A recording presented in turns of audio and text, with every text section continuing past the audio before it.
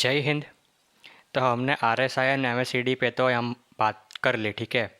तो वहाँ पे मैंने आपको बताया था कि मैं एक यहाँ पे जो डाइवर्जेंस है आर एस आई का और एम एस सी डी का, तो उसके ऊपर आपको एक डेडिकेटेड वीडियो बना के दूंगा, जहाँ पे मैं आपको एग्जांपल के साथ यहाँ पे स्टॉक कैसे रिएक्ट करता है वो मैं आपको लाइव यहाँ पे दिखाऊंगा।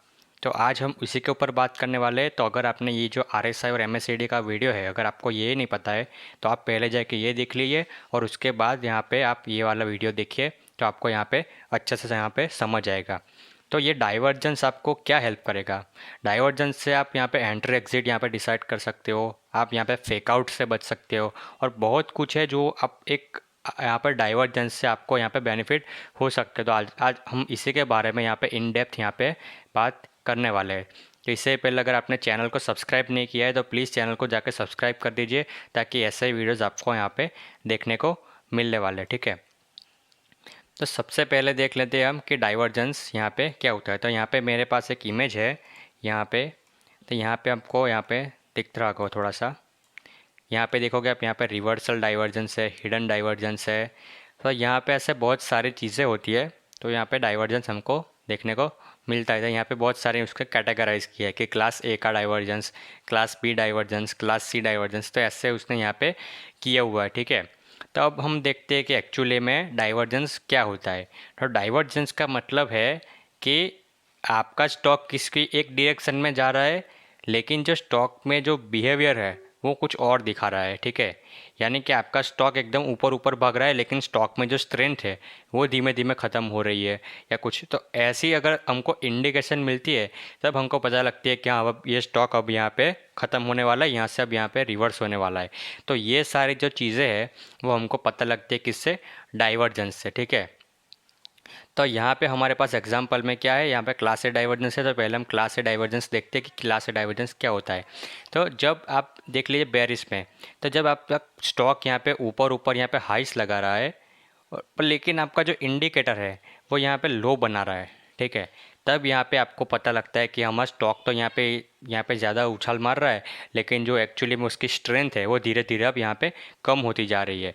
तो इसका मतलब कि वो स्टॉक कभी भी यहाँ से अब रिवर्स होकर यहाँ पे डाउन साइड का हमको मूवमेंट दे सकता है। सेम उसी तरह यहाँ पे बुलिश डाइवर्जेंस में कि स्टॉक लगातार हमारा स्टॉक जो है गिर रहा है, लेकिन क्या हो रहा है, स्टॉक तो गिर रहा है लेकिन उसकी जो स्ट्रेंथ है वो धीरे धीरे यहाँ पे इंक्रीज़ हो रही है, ठीक है। तो यहाँ पे आपको हमको दिख रहा है कि यहाँ पे स्टॉक गिर रहा है, लेकिन हमारी जो स्टॉक है उसका जो इंडिकेटर्स है वो यहाँ पे हमको बुलिश यहाँ पे दिखाई दे रहा है। तो यहाँ से एक स्टॉक यहाँ से रिवर्स होके हमको अच्छा खासा मूवमेंट दे सकता है। तो हम रियली में देखते हैं कि यहाँ पे एक्चुअली में क्या होता है, ठीक है। तो एक्चुअली में अगर हमने यहाँ पे देखे तो यहाँ पे देखोगे आप, ठीक है। तो यहाँ पे क्या हो रहा था, ठीक है, हमारे स्टॉक ने तो यहाँ पे एकदम जंप लगाया, ठीक है, स्टॉक ने इतना जंप लगाया, लेकिन क्या हुआ कि जो हमारी आर एस आई है तो उसमें यहाँ पे डाइवर्जेंस देखने को मिल गया हमको, ठीक है। यहाँ पे स्टॉक हमारा ऊपर जा रहा है, प्राइस हमारी बढ़ रही है, लेकिन जो हमारी जो स्ट्रेंथ है वो यहाँ पे कम हो रही है, ठीक है। यहाँ पे एम एस सी डी में भी आप देखोगे, एम एस सी डी भी यहाँ पे डाउन हो रहा है, ठीक है। देख रहे हो कितना यहाँ पे रिवर्स हो रहा है। स्टॉक हमारा ऊपर है लेकिन यहाँ पे इंडिकेटर्स हमारे नीचे जा रहे हैं। यहाँ पे डाउन साइड का क्रॉस ओवर हो रखा है इधर, यहाँ पे देखिए। यहाँ पे मैंने आपको एम एस सी डी में बताया था कि अगर यहाँ पे जो फर्स्ट लाइन है नीचे से कट करती है तो हमारा स्टॉक ऊपर जाता है, ठीक है। तो यहाँ पे नीचे से ऊपर कट की तो यहाँ पे स्टॉक हमारा ऊपर गया, लेकिन यहाँ पे तो स्टॉक ऊपर जा रहा है लेकिन कट हुआ है एक्चुअली में हमारा नीचे की ओर कट हो रखा है, ठीक है, यहाँ पे। और यहाँ पे नीचे नीचे नीचे नीचे जा रहा है। तो इसका क्या मतलब है कि इसका मतलब है कि हमारा स्टॉक में एक डाइवर्जेंस है।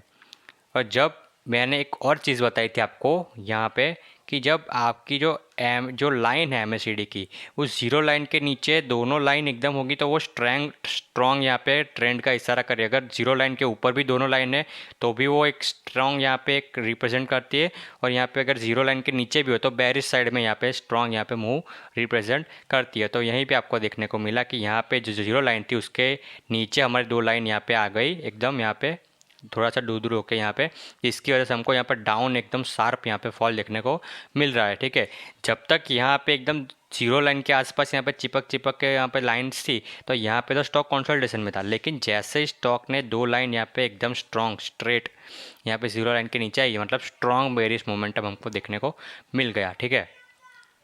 तो ये चीज़ है कि ये हमारा स्टॉक ऊपर जा रहा है लेकिन हमारा जो स्ट्रेंथ है नीचे आ रहा है, तो इसका मतलब कि स्टॉक में अब कभी भी यहाँ पे नीचे आ सकता है। तो यहाँ पे जो ये जो वाला है सिनारियो क्लासिक डाइवर्जेंस, ये यहाँ पे जो है जनरली अप ट्रेंड मार्केट होता है उसमें हमको देखने को मिलता है, या फिर एक ट्रायंगल पैटर्न्स जो भी होती है उसमें हमको ये जनरली देखने को मिल जाता है। ठीक है, जो ट्रायंगल पैटर्न्स होती है उसमें हमको देखने को मिल जाता है कि अब ये ट्रायंगल का ये इधर ये पार्ट आ गया है, रेजिस्टेंस आ गया है, तो यहाँ से स्टॉक फिर से यहाँ पे ट्रेंड लाइन को टेस्ट करने के लिए यहाँ तक जाएगा। ठीक है, तो यहाँ आते आते तक तो यहाँ पे उसको पूरा स्टॉक हो एग्जॉस्ट हो चुका होता है। तो यहाँ पे आके यही हुआ कि स्टॉक ने यहाँ पे इतना आया, फिर यहाँ पे थोड़ा सा कंसोलिडेशन हुआ, उसके बाद यहाँ पे स्टॉक ने गिरना शुरू कर दिया। तो ये तो हुआ आपका क्लास से डाइवर्जेंस। ठीक है, अब आते हैं हम यहाँ पे क्लास पी के डाइवर्जेंस पे।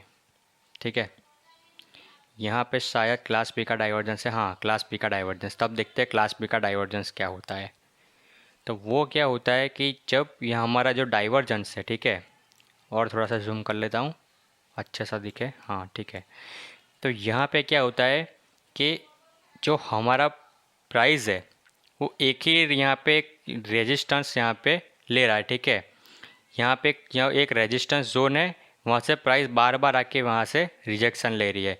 तो अब यहाँ पे एक बार आया, रिजेक्शन लिया और फिर से यहाँ पे ट्राई किया।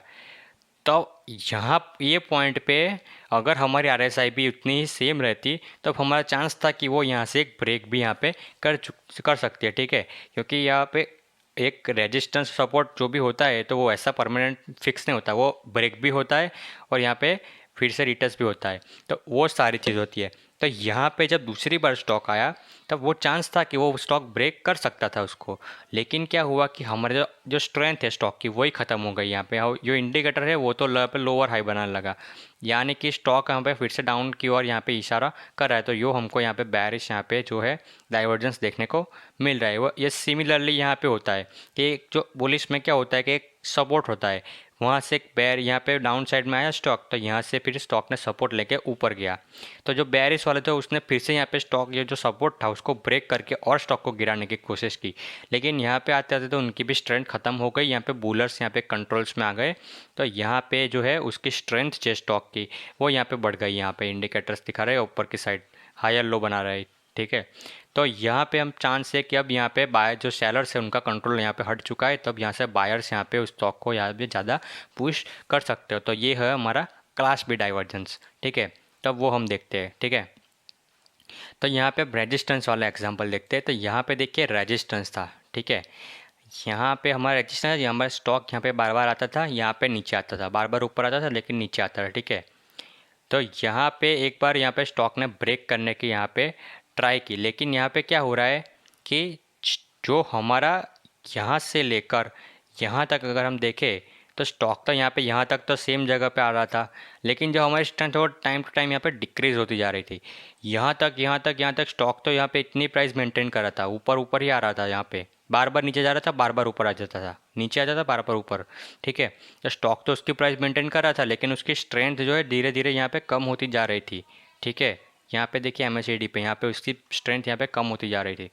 तो उस वजह से यहाँ पे क्या हुआ, एक बेयरिश यहाँ पे हमको जो है जीरो लाइन, ठीक है, फिर से वही सेम जीरो लाइन थी, उसके नीचे भी डबल लाइन हो गई, मतलब स्ट्रॉन्ग एकदम यहाँ पे। तो हमको यहाँ पे स्ट्रॉन्ग जो है यहाँ पे बेयरिश मोमेंटम देखने को मिल गया। तो अब भी आप बोलोगे कि अब फेक आउट से कैसे बचे, तो वही चीज़ है कि यहाँ पे अगर आप देखोगे जब बार बार यहाँ पे सपोर्ट यहाँ पे रेजिस्टेंस के पास आ रहा था, ये इस टाइम पे स्टॉक ने यहाँ पे क्या किया, ब्रेक कर दिया।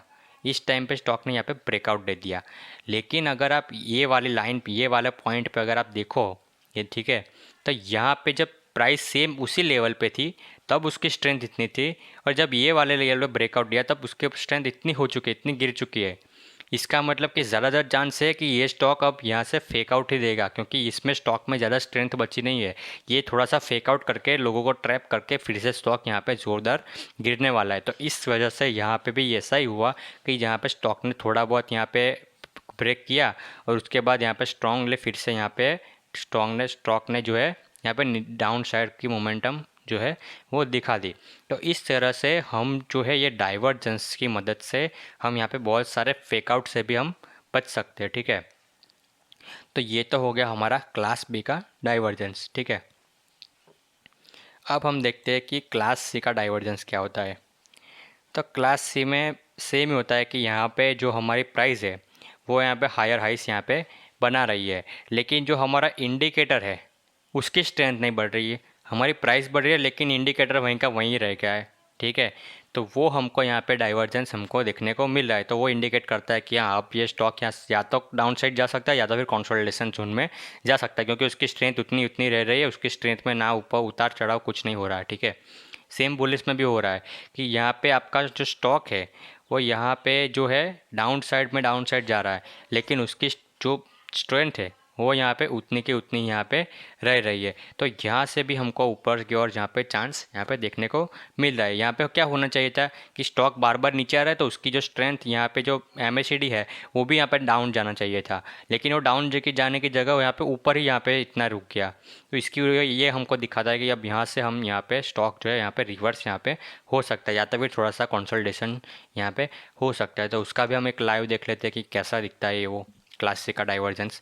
तो आप यहाँ पे देखोगे, ठीक है। तो यहाँ पे देखिए आप कि यहाँ पे स्टॉक ऊपर की ओर यहाँ पे जा रहा था, ठीक है। बोला ना कि ट्रेंडिंग यहाँ पे ऊपर की ओर जा रहा था, ठीक है। स्टॉक ऊपर चला गया, लेकिन उसकी जो यहाँ पे जो पोजीशन थी, ठीक है, MACD की जो यहाँ पे जो स्ट्रेंथ थी वो तो यहाँ पे एकदम सेम ही है, ठीक है। प्राइस आपकी ऊपर बढ़ गई लेकिन आपका MACD भी तो बढ़ना चाहिए, लेकिन वो तो नहीं बढ़ा, वो तो इतना ही रहा, ठीक है। तो इसका क्या मतलब है, इसका मतलब या तो ये स्टॉक गिरेगा या तो फिर कंसोलिडेशन जोन में जाएगा। तो वही हुआ सेम कि यहाँ पे इतना यहाँ पे आपको डाइवर्जेंस मिला, आपका स्टॉक ऊपर ऊपर जा रहा है, लेकिन वो हो क्या रहा है कि आपका आपके जो स्टॉक में है जो स्ट्रेंथ है वो इतनी इंक्रीज़ यहाँ पे इतने लेवल की और यहाँ पे हो नहीं रही है।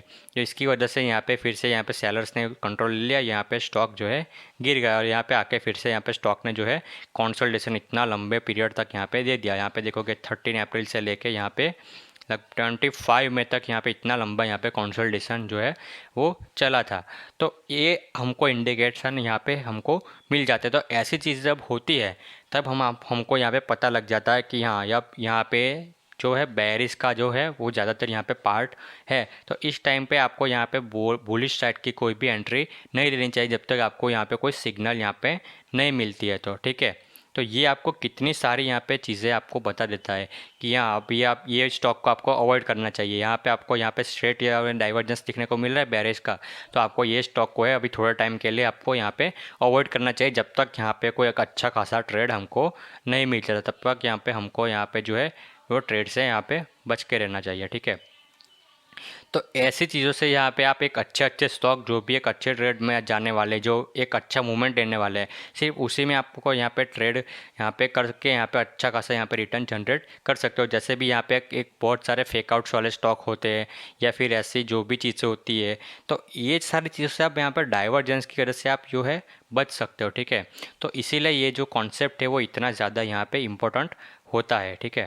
तो आई होप कि अगर आपको ये जो डाइवर्जेंस वाला जो कॉन्सेप्ट है वो अगर आपको जो समझ में आया होगा तो प्लीज़ चैनल को लाइक कीजिए, सब्सक्राइब कीजिए और लोगों के साथ शेयर करना मत भूलिएगा, क्योंकि जितना ज़्यादा आप लोगों के साथ शेयर करोगे उतनी जो आपकी ट्रिक्स है जो भी सारी चीज़ें वो उतनी ही काम आएगी, ठीक है। तो मैं मिलता आपको अगले वीडियो में, तब तक के लिए गुड बाय, जय हिंद, भारत माता की जय।